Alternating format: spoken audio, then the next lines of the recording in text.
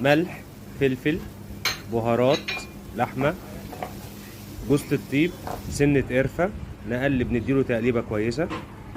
بعد كده هنخش على الكبده، يكون السجق خلص. ننزل بالزيت، معلقه اللي هي المفرومه برضو،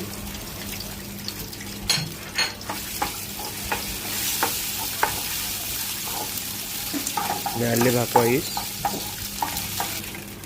قبل ما تبتدي تحمر نكون جاهزين وننزل بالفلفل الرومي.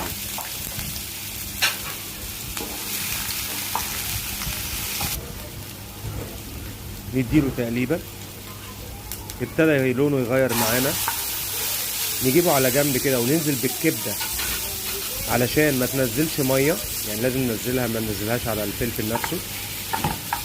الكبده بصوا كده ابتدت تتقلب